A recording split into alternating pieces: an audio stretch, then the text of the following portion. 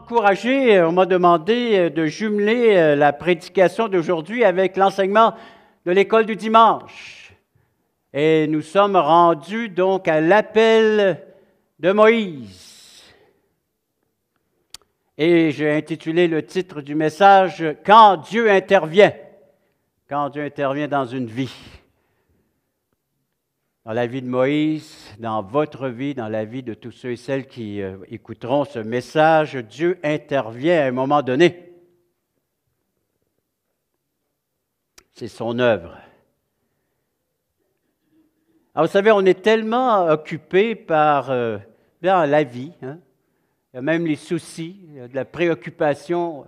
On est comme un vent, hein? C'est un tourbillon. Et le Seigneur doit bien nous dire arrête, arrête et sache que je suis Dieu. Hein? Arrêtez, arrêtez. Et c'est vrai que la vie est de plus en plus rapide. Vous la voyez, hein? Et pourtant, on essaie de trouver toutes sortes d'inventions, de nouvelles technologies pour donner du temps à l'être humain. Mais on a de moins en moins de temps. On est tous occupés à faire quelque chose et Dieu doit intervenir dans notre vie, comme dans celle de Moïse. Alors, faisons la lecture des 12 premiers versets du chapitre 3, mais avant, adressons-nous à notre grand Dieu. Prenons le temps de prier. Ah, notre grand Dieu Tout-Puissant, Père Céleste, on veut te remercier qu'on puisse être ici pour la sainte convocation que tu fais de ton peuple et de ceux et celles qui prendront un temps de s'arrêter et d'écouter ce message. On prie les uns pour les autres, afin que tu puisses t'adresser à chacun d'entre nous, à notre cœur. Seigneur, oui, arrêtons-nous un instant, écoutons la sagesse de Dieu.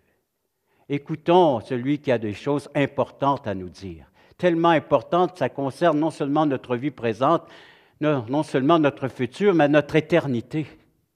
Alors, Seigneur, que nous puissions nous mettre en mode écoute. Et non seulement en mode écoute, mais aussi prompt à s'élancer, à obéir à ce que tu nous demanderas d'accomplir. On te le demande au nom de Jésus. Nous disons Amen. Exode chapitre 3. Moïse faisait paître le troupeau de Jéthro, son beau-père, sacrificateur de Madian. Il mena le troupeau derrière le désert et vint à la montagne de Dieu à Horeb, même endroit où il recevra un peu plus tard les commandements et la loi, appelée loi de Moïse dans le Nouveau Testament. Alors l'ange de l'Éternel lui apparut dans une flamme de feu au milieu d'un buisson. Moïse regarda, et voici, le buisson était tout en feu, et le buisson ne se consumait point. Il y a de quoi attirer le regard. Hein? Moïse dit, je veux me détourner pour voir quelle est cette grande vision et pourquoi le buisson ne se consume point. L'Éternel vit qu'il se détournait pour voir, et Dieu l'appela du milieu du buisson et dit, Moïse, Moïse. Et il répondit, me voici. Dieu dit, n'approche pas d'ici, ôte tes souliers de tes pieds, car le lieu sur lequel tu te tiens est une terre sainte. Et il ajouta, je suis le Dieu de ton père, le Dieu d'Abraham, le Dieu d'Isaac et le Dieu de Jacob. Moïse se cacha le visage, car il craignait de regarder Dieu. L'Éternel dit, j'ai vu la souffrance de mon peuple qui est en Égypte, et j'ai entendu les cris que lui font pousser ses oppresseurs, car je connais ses douleurs. Je suis descendu pour le délivrer de la main des Égyptiens et pour le faire monter de ce pays dans un bon et vaste pays, dans un pays où coule le lait et le miel, dans les lieux qui habitent les Cananéens, les Hétiens, les Amoréens, les Phéréziens, les Éviens et les Jébusiens. Voici. Les cris d'Israël sont venus jusqu'à moi, et j'ai vu l'oppression que leur font souffrir les Égyptiens. Maintenant, va, je t'enverrai auprès de Pharaon, et tu feras sortir d'Égypte mon peuple, les enfants d'Israël. » Moïse dit à Dieu, « Qui suis-je pour aller vers Pharaon et pour faire sortir d'Égypte les enfants d'Israël? » Dieu dit, « Je serai avec toi. Et ceci sera pour toi le signe que c'est moi qui t'envoie. Quand tu auras fait sortir d'Égypte le peuple, vous servirez Dieu sur cette montagne, montagne d'Horeb. » Premier point, quand Dieu intervient dans une vie, il partage sa vision, sa façon de voir les choses, sa façon de voir ce qui se passe sur la terre. Ici, une partie bien particulière, là où se trouve son peuple. Il regarde là, puis il dit, « J'interviens. J'arrive. Je descends. » Et, par le fait même, il interpelle Moïse de l'accompagner dans sa vision. « Viens et vois, je te montrerai des choses, et tu m'accompagneras dans ces choses. » La vision d'Exode chapitre 3, c'est l'intervention divine parmi le peuple d'Israël, le peuple de Dieu, parmi l'humanité. C'est le temps maintenant donc de répondre à cette invitation pour Moïse. Il reçoit l'invitation divine.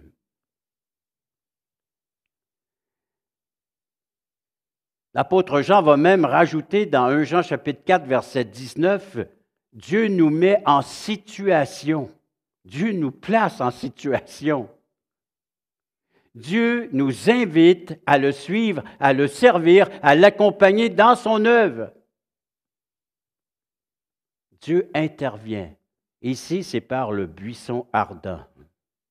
La présence de Dieu qui purifie, qui sanctifie, qui rend le lieu saint, pur. La présence de Dieu transforme les lieux. Il touche ce qui est impur et le rend pur. Il a cette puissance de rendre pur ce qui est impur. Il sanctifie. Il peut séparer le pécheur du mal et de la destruction. Il peut retirer le pécheur de la destruction. Il a ce pouvoir. Il peut commander et dire « ôtez ». Ici, il dit « ôte tes sandales ». Accompagne-moi dans l'œuvre, mais pas n'importe quelle. Une œuvre qui va sanctifier.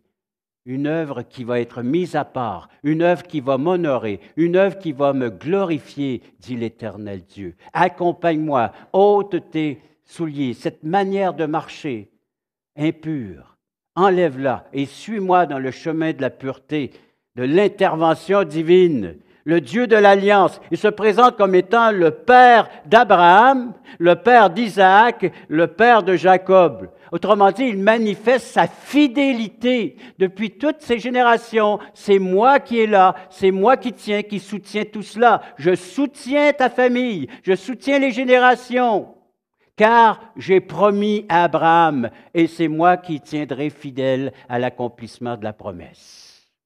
Quel encouragement!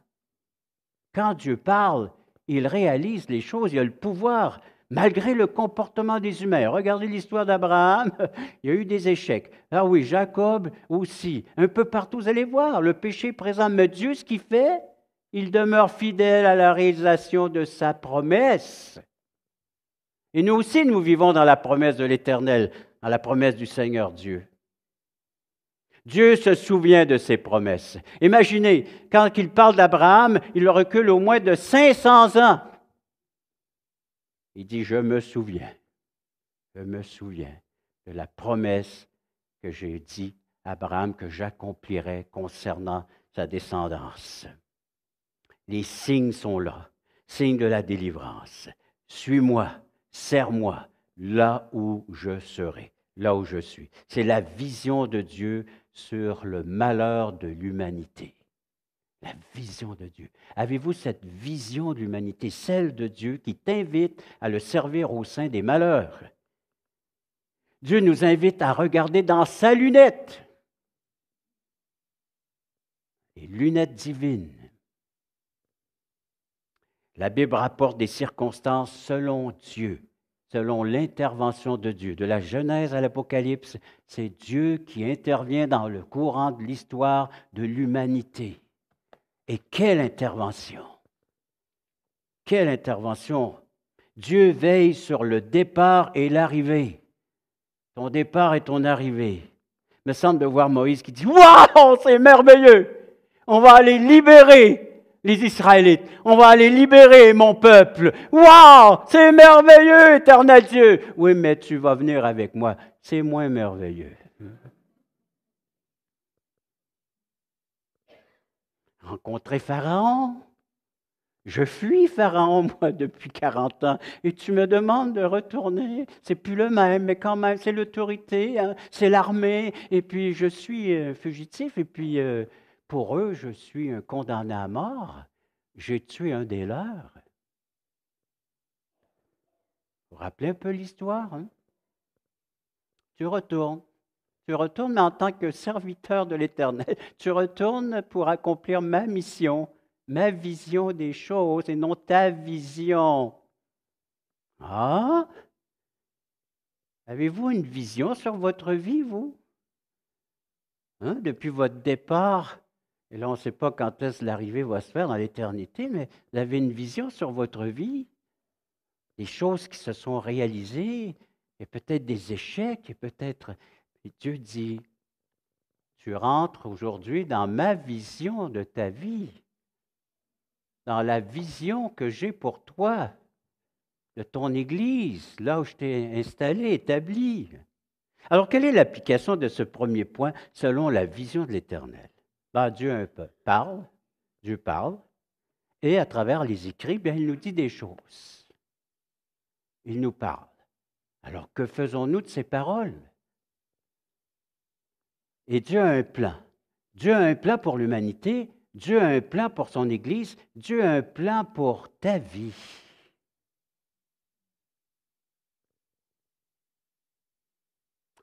Certainement, il te dit aujourd'hui de courir moins. Hein?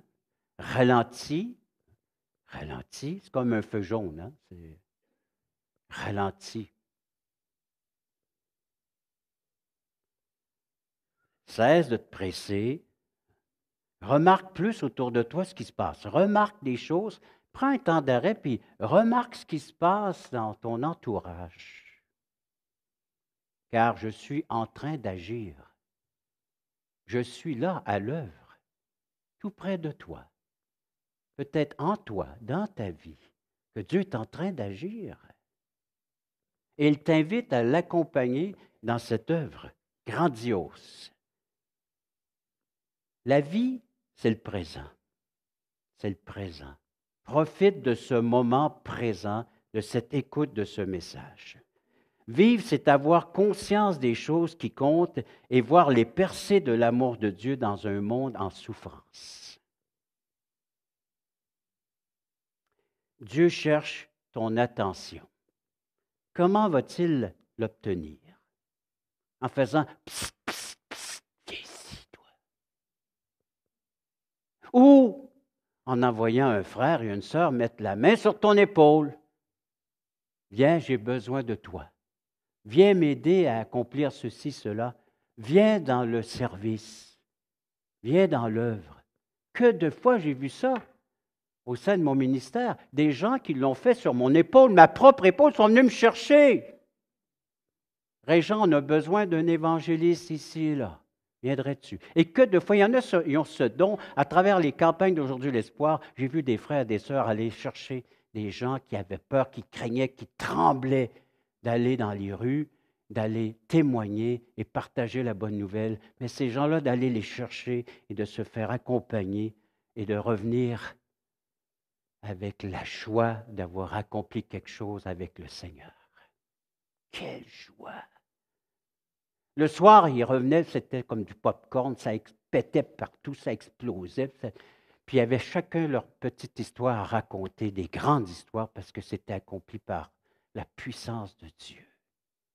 on a témoigné, on a pu partager notre foi et la bonne nouvelle. Que de fois j'ai vu ça. Ou comment est-ce que Dieu peut t'inviter dans son œuvre? Ben, mon épouse et moi, lorsqu'on était missionnaires dans une autre région du Québec, on priait. On a des temps de prière.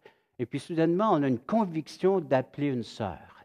Alors, on appelle cette sœur et elle dit, mais comment vous avez fait pour savoir que je venais d'apprendre que j'ai un cancer? Comment? En priant. Priant pour les frères et sœurs, en priant pour... Vous savez, on vient ici, on prie les uns pour les autres. Il y a des temps de prière, des temps de partage les mercredis, les dimanches soirs. Et là, on apprend beaucoup de choses, puis on note ça. Et puis la semaine suivante, quelqu'un nous avait partagé qu'il était malade ou qu'il ne se sentait pas bien. Ça fait une semaine qu'on ne le voit pas, ça fait 2 semaines. Puis là, on appelle, puis on dit, comment vas-tu, ma soeur ou mon frère? Mais comment t'as fait pour savoir que ça allait pas bien? Bien, on suit un peu, là, le 2 semaines, tu as prié pour ton état de santé. Puis là, ça fait 2 semaines qu'on ne te voit plus. Fait que je voudrais savoir comment ça va dans ta vie. Dieu, vous savez, on se complique l'existence, nous, là, des petits détails comme ça. Dieu est à l'œuvre, Dieu travaille. Alors, il suffit juste de prendre un temps d'arrêt et de regarder ce qui se passe. Ah, un tel m'a déjà partagé ceci, mais je n'ai pas d'autres nouvelles. Pas un Facebook, pas un texto, pas un courriel, une petite visite ou bien un appel téléphonique, puis t'informer. Des miracles se passent dans ces moments-là. Des miracles. Attendez pas de voir le buisson ardent, mais attendez de recevoir peut-être une main d'un frère, d'une sœur sur votre épaule, puis dit, viendrais-tu? Viendrais-tu servir notre maître? Ou peut-être dans ta vie, veux-tu m'accompagner? J'aimerais qu'on travaille cet aspect-là dans ta vie. Peut-être un péché ou un comportement, quelque chose. Viens, je te lève là. Viens, écoute-moi là. On va ensemble travailler dans ta vie. Ou peut-être que c'est l'appel que tu ne connais pas encore, ce Dieu sauveur et Seigneur. Prends un temps d'arrêt. Regarde, examine ce que Dieu est en train de te dire. Comment faire pour être pardonné, réconcilié et avoir une assurance d'être avec lui pour l'éternité. Tout cela, il te le montre clairement dans les Écritures. À toi de prendre ce temps d'arrêt, de réfléchir, de regarder, de prier Dieu. Il va te le montrer. Il l'a dit. La promesse est là. Et il est fidèle à ses promesses. Il n'y a pas d'amen à ça. Merci pour les 2 amen. C'est encourageant. Mais regarde, c'est ça qu'il invite Moïse, regarde ce qui se passe, puis je vais intervenir. Et toi, ben, suis-moi dans cette œuvre-là. Ça, c'est, imagine, je regardais encore des statistiques, c'est pas très encourageant avec tout ce qui se passe sur notre petit globe. Vous êtes autant informés que moi, vous les entendez aussi, les informations, les nouvelles. Y en a-t-il des besoins? Y en a-t-il des besoins? Des guerres, des famines, des tremblements de terre, des signes. Le Seigneur nous dit que levez la tête, la délivrance approche. Mais on fait quoi avec tous ces besoins-là? On les prend à cœur. Je recevais encore cette semaine des courriels venant de notre association d'Église de venir en aide à ceux qui vivent présentement des désastres. Et je regardais nos chiffres concernant les suicides. Au Québec, la vie n'est pas facile au Québec. Comment accompagner ces gens-là? Encore, on me disait que hier, c'était les funérailles d'une personne qui s'était enlevé la vie.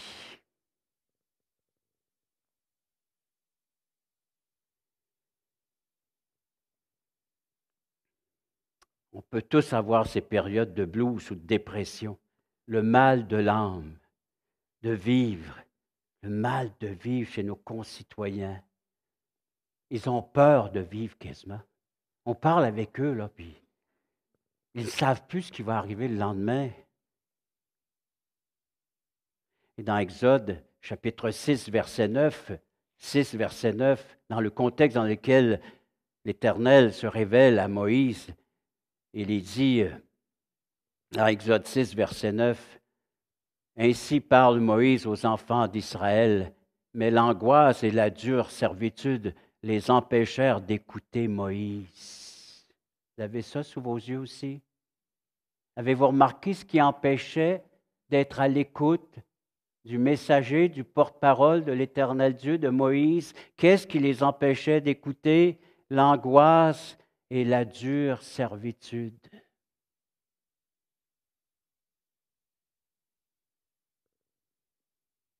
Libérons-nous de ces servitudes, de toutes ces formes d'esclavage, de notre moi et de tout ce qui est à l'intérieur de nous qui nuit,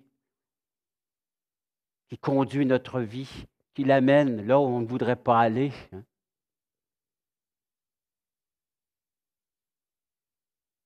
Et voici les enfants d'Israël ne m'ont point écouté. Comment Pharaon m'écoutera-t-il, moi qui n'ai pas la parole facile? Les cœurs souffrent présentement au Québec et même dans nos églises. Qu'allons-nous faire? Comment allons-nous nous libérer? En s'écoutant les uns les autres, en prenant le temps d'écouter l'autre, prenant le temps de les accompagner dans leur souffrance, dans leur douleur. Et le Seigneur t'invite à le faire. Regarde, je suis là, je t'invite, viens avec moi. Le deuxième aspect, au deuxième point du message, les versets 13 à 22. Alors revenons à notre texte et regardons ce deuxième point.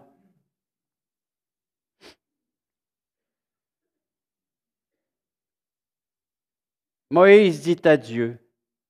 Alors là, c'est Moïse qui parle. Tantôt, c'était waouh, waouh, waouh, vas-y, Dieu, c'est bon ce que tu dis. Mais ce que Moïse va dire à Dieu, là, c'est autre chose. Hein? Ça va être moins waouh. Il va dire, Moïse dit à Dieu, j'irai donc vers les enfants d'Israël et je leur dirai, le Dieu de vos pères m'envoie vers vous, mais... Quasiment le bruit d'une brebis. Hein? C'est vrai qu'il travaillait là, il était occupé avec les bergers, puis les bergeries, puis les brebis. Mais s'il me demande quel est son nom, que leur répondrai-je? Tiens. Moïse, il y a un problème. Il ne sait pas trop comment présenter Dieu. Hein? Il ne sait pas trop comment parler au nom de Dieu. Il manque quelque chose. Mais le Seigneur est bon. Il va y rajouter ce quelque chose qui lui manque. Il va y rajouter la connaissance qu'il lui faut pour accomplir l'œuvre parfaite qui lui a été demandée d'accompagner Dieu dans son œuvre de délivrance. Alors Dieu dit à Moïse, « Je suis celui qui suis. » Alors on va dire ça aux autres, « Je suis celui qui suis. » C'est tout. Le mode d'emploi, c'est « Je suis celui qui suis ». Il n'y a pas autre chose à savoir. Puis, je suis celui qui suis, c'est suffisant. Vas-y avec ça. Connaître Dieu, c'est connaître je suis.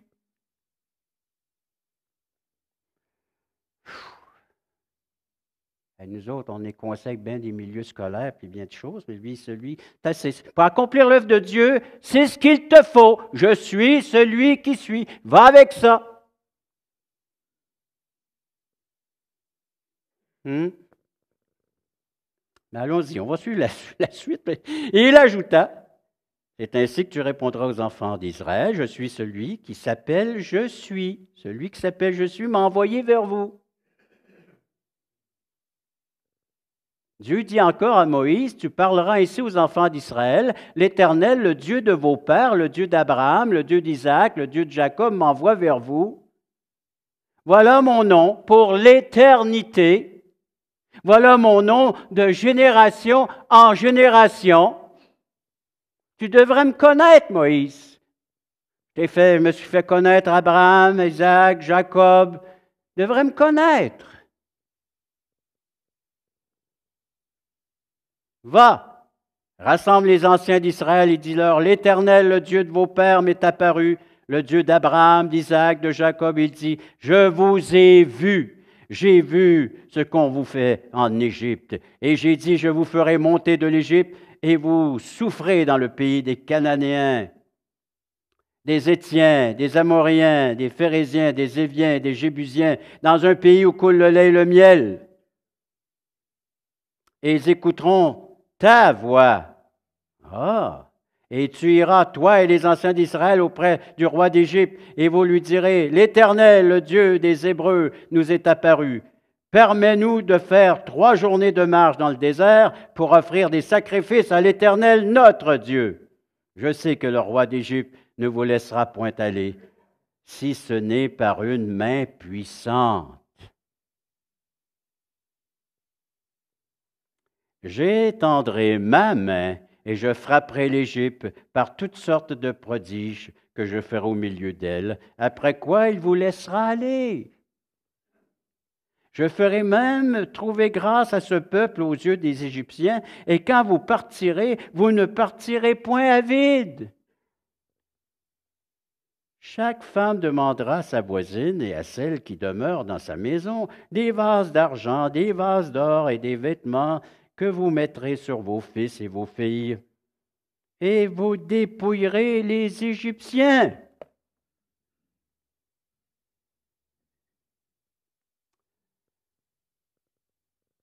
Il n'y a qu'une seule crainte qui puisse bannir la crainte des hommes, et c'est la crainte de Dieu.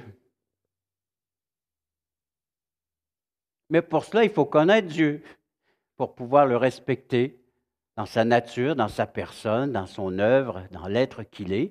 J'ai besoin de le connaître. Comment voulez-vous que j'accompagne une personne que je ne connais pas? Et Moïse avait une très bonne question. Comment je vais te présenter à mon peuple? Comment je vais leur dire que c'est toi qui m'envoies? Mais en leur disant, le je suis t'est apparu. Je suis. Le Dieu de ses pères marche avec confiance dans le Dieu de tes pères. Regarde l'histoire, regarde ta généalogie et regarde comment est-ce que j'ai œuvré depuis Abraham jusqu'à aujourd'hui. Regarde ce que j'ai accompli. Et je vais te laisser l'histoire. Puis tu l'écriras, l'histoire. Et Dieu a tout révélé cette histoire-là à Moïse. Les 5 premiers livres de la Bible, l'auteur, c'est Moïse, appelé le Pentateuque. Alors, regarde ce que j'ai fait. Va me présenter maintenant. Va me partager avec les autres. Alors, imagine, Dieu dit qu'il est le Père qui va apporter la provision, qui va apporter la puissance, qui va apporter la sécurité. Je serai là. C'est lui qui va pourvoir. Alors donc, regarde la vision, accompagne-moi et je pourvoirai à tes besoins. Je pourvoirai à l'accomplissement de cette œuvre. Fais-moi confiance. Fais-moi confiance. La provision de Dieu est dans le je suis, dans sa personne. Et dans le Nouveau Testament, Jean rapporte les propos de Jésus, et Jésus va dire exactement à ses disciples qu'il est le « je suis ». Il va dire, il se rapporte même à Abraham, avant qu'Abraham fût, je suis. L'Évangile de Jean, chapitre 8, les versets 54 à 59, il parle, il expose l'être qu'il est, il dit « je suis ». C'est suffisant, pars avec ça, va en mission avec le « je suis ». Il est tout. Il a tout en lui. Cette proximité de Dieu avec ses disciples, avec ses serviteurs, c'est le bras puissant, c'est le libérateur. Et il peut écraser notre ennemi, les démons. Il peut nous libérer de toute forme d'esclavage. Dieu confirme qu'il est qualifié pour accomplir sa mission, les versets 15 à 22 que nous venons de lire. Dieu est en train de confirmer à Moïse, je peux l'accomplir, cette mission.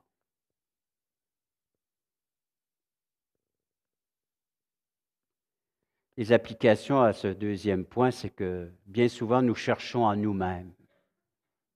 Nous cherchons par nous-mêmes à accomplir ces tâches.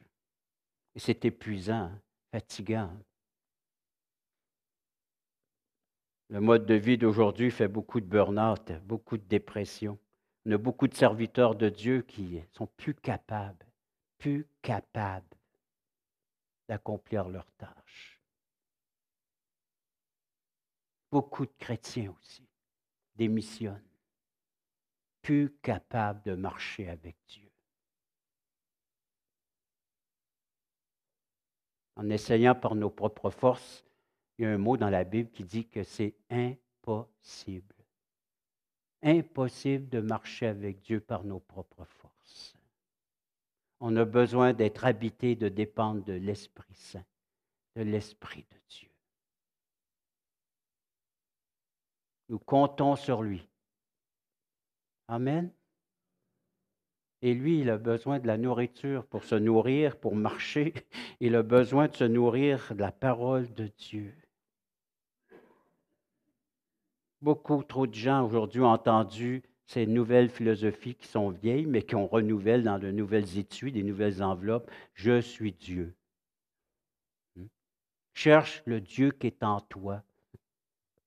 Je me souviens d'avoir fait du porte-à-porte, et puis j'arrive chez une personne, la Bible était là, il y avait des livres spirituels. J'ai dit, waouh, on va avoir tout un temps ici. Hein?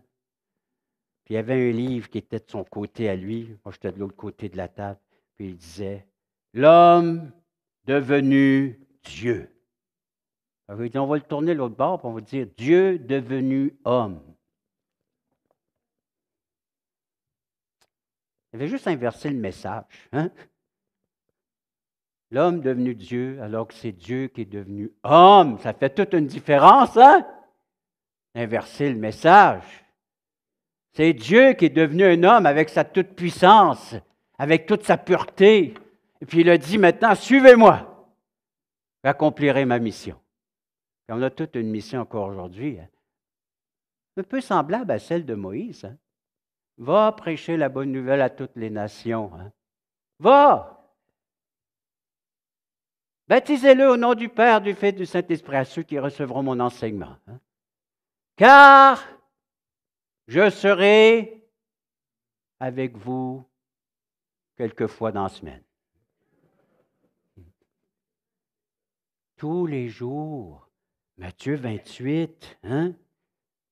Tous les jours. Le je suis. Et vous connaissez les je suis dans le Nouveau Testament, entre autres l'Évangile de Jean, les fameux je suis. Qu'as-tu besoin aujourd'hui? Ben, je suis. Je suis ce je suis que dont tu as besoin. La résurrection, le pain, l'eau vive, l'eau, hein? Ainsi de suite. Moïse va-t-il dire oui, oui, après avoir entendu cela? Il est tellement équipé. Il s'en va avec le je suis, celui qui aura besoin tous les jours pour pouvoir donc accomplir sa mission. Il va puiser dans le je suis. Il va dire oui, oui, oui. Eh bien non, il va dire non, non, non.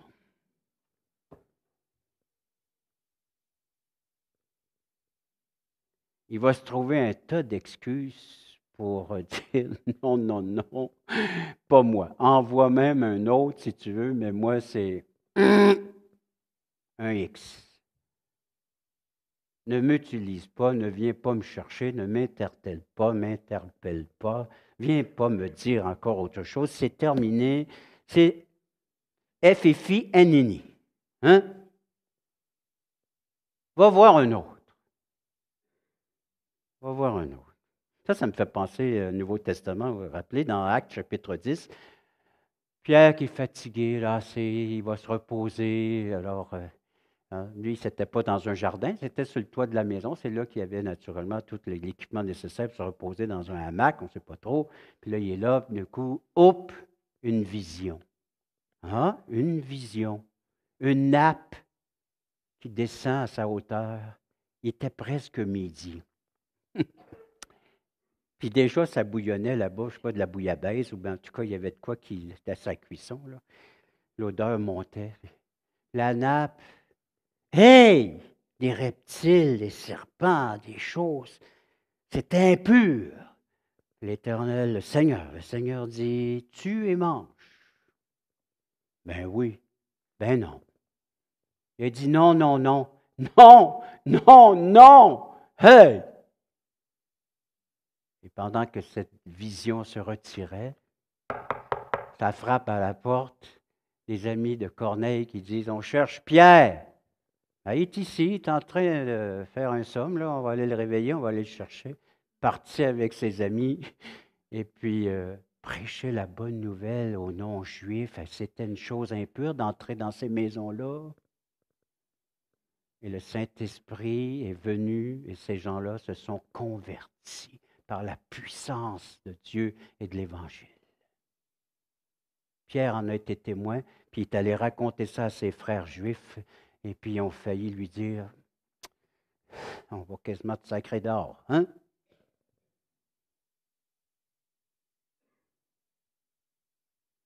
La vision de Dieu est tellement différente que la nôtre. Et sa puissance dont nous avons tellement besoin pour accomplir la mission, hein, comparée à nos faiblesses. Je suis ce dont tu as besoin. Je suis présent aujourd'hui. Je suis présent face à ce que tu vis, face à ce que l'Église vit. Il y a de quoi se décourager, il y a de quoi se déprimer, il y a de quoi de faire une crise de bacon, on n'a pas ce qu'on veut. Hein? Le Seigneur, il dit, je suis celui que tu as besoin. Continuons à avoir confiance, à avoir même la foi dans les promesses du Seigneur Jésus-Christ.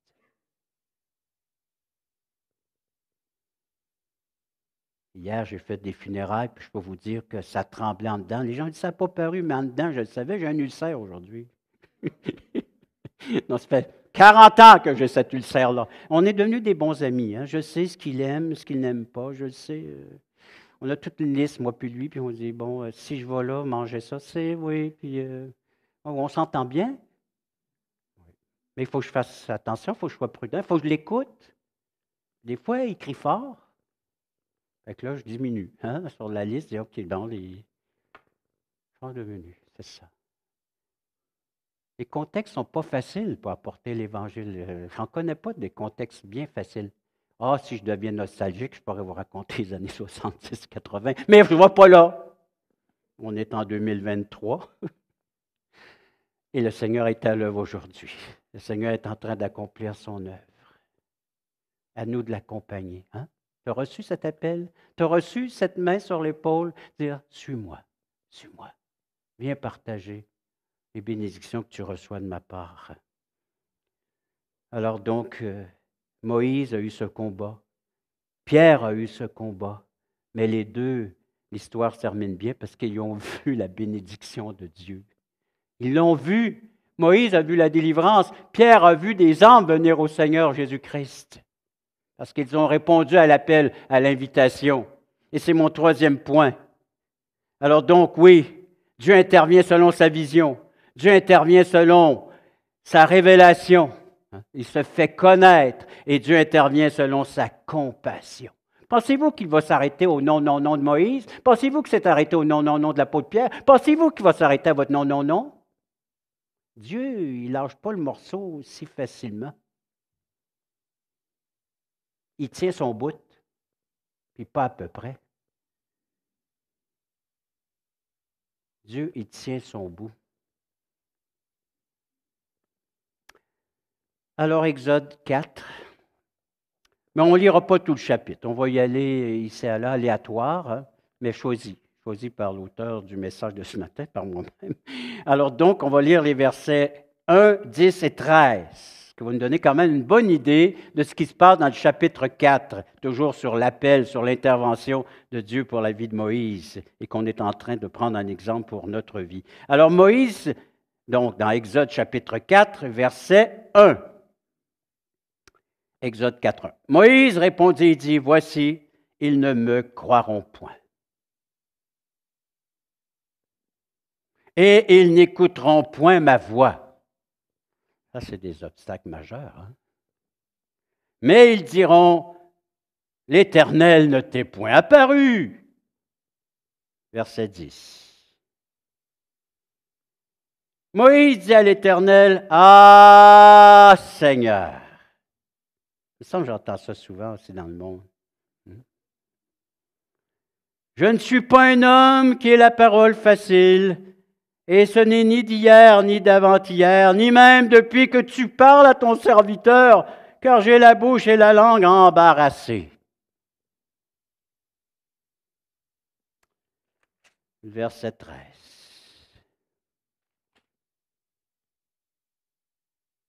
Et Moïse dit, ah, ah.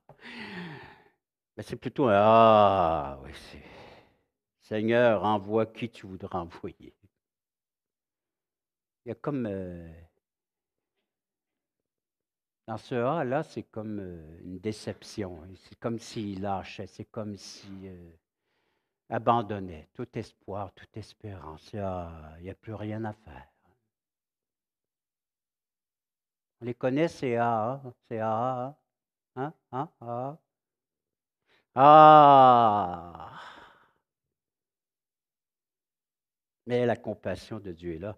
Il répond à chaque fois, l'Éternel répond à chacune des raisons que Moïse soulève pour ne pas accomplir la mission. Dieu est persévérant, hein?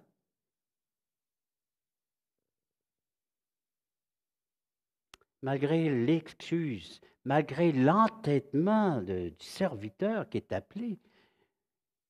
Est-ce qu'on peut dire non au Seigneur? Moment de réflexion. Ben oui. Ben oui, on peut dire non au Seigneur. Avez-vous dit non au Seigneur? Ben oui, j'ai déjà dit non au Seigneur.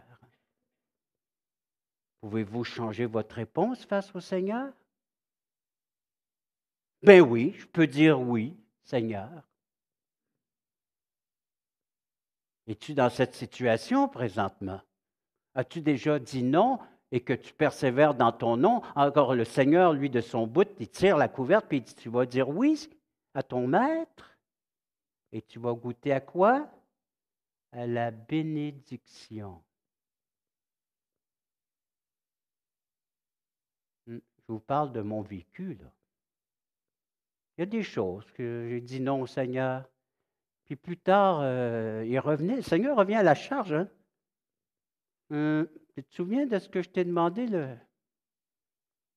Ah, c'était pas terminé, ça? C'est pas passé, ça? Non, l'appel est là, puis tu es toujours le bienvenu, hein?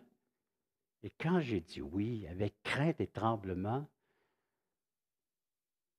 j'ai goûté à la grâce, à la manifestation, à la puissance de Dieu dans l'accomplissement de cette œuvre.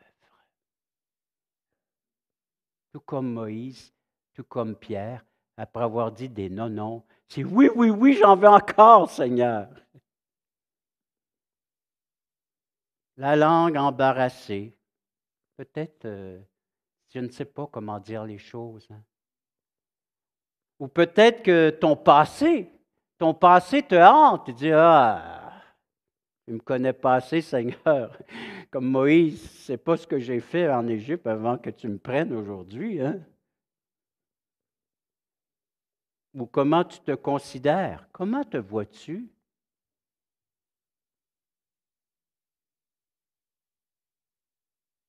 Il y a tellement de façons de se voir. Hein? Change les lunettes. Mets les lunettes du Seigneur Jésus et regarde comment Dieu te voit.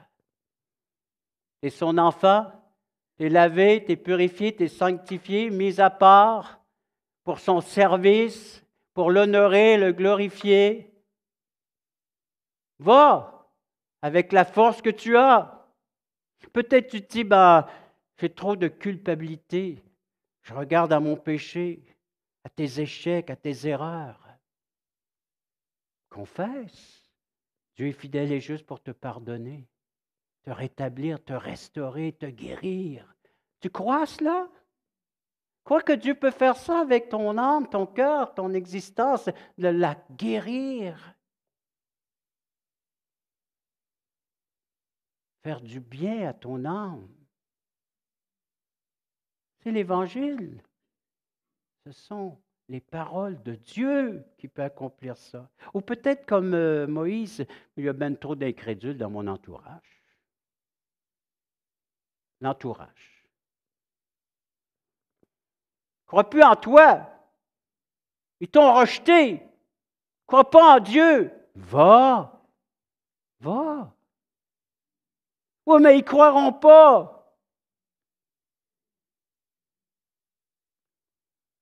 Mais ça n'efface pas le va. Tu comprends? Seigneur a dit, allez, va. Alors, peu importe les excuses que tu auras devant Dieu, ça n'effacera pas le dit, va. Va leur dire. On ne peut pas effacer, c'est la promesse. C'est la promesse. On ne peut pas effacer la promesse de Dieu malgré tout ce que tu trouveras pour t'entêter, pour t'excuser. Tu ne pourras jamais effacer l'accomplissement de la promesse de Dieu. Aucune puissance ne pourra arrêter l'œuvre de Dieu. L'œuvre de Dieu s'est accomplie en Égypte, elle s'est accomplie dans les Actes des Apôtres, puis elle s'accomplit encore aujourd'hui. C'est le même Dieu que nous servons. Nous aussi, c'est le Dieu d'Abraham, d'Isaac, de Jacob, de Moïse, et le Dieu des apôtres. Le même Dieu.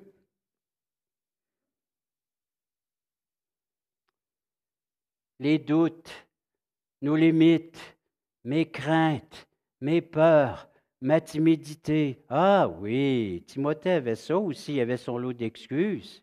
Dans Timothée, le Seigneur, il dit, ce n'est pas un esprit de timidité que je t'ai donné, mais de force, d'amour et de sagesse.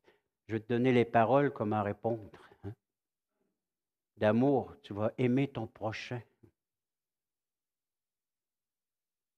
Des paroles de force, d'amour. Et non de timidité, mais de courage. Courage! C'est ce qu'il a promis. Puis Timothée s'est levé, ce jeune homme, et puis il a pris soin de l'Église, puis proclamé l'Évangile. Vous savez, c'est quoi le plus grand obstacle pour servir le Seigneur? C'est de ne pas avoir le temps. C'est ce que les gens me disent. J'ai pas le temps. C'est la plus grande excuse que j'ai entendue à travers ces décennies. J'ai pas le temps.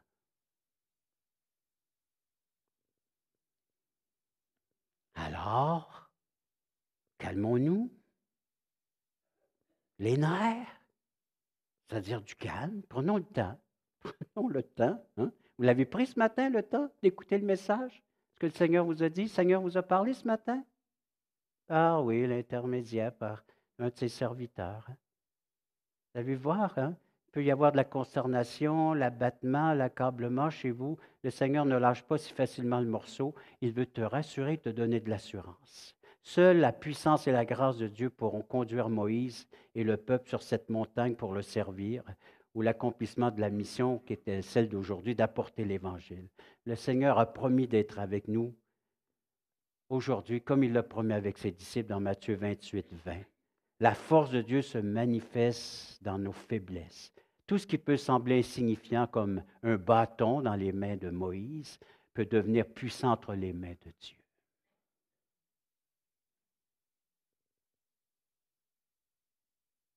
Des petits outils que nous sommes peuvent accomplir des grandes œuvres dans les mains de Dieu. Conclusion. Avant de dire va, le Seigneur a dit viens. C'est ça qu'il a dit, hein?